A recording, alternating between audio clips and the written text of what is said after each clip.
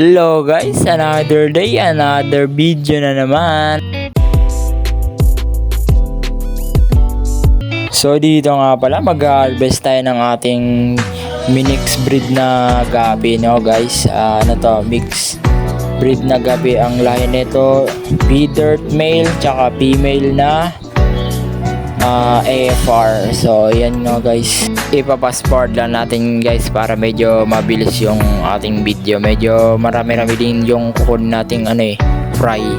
Tapos guys sa dulo ipapakita natin kung ilan yung nakuha natin guys. Papabilang ko sa inyo, tapos ilagay nyo sa comment kung ilan yung nabilang nyo guys.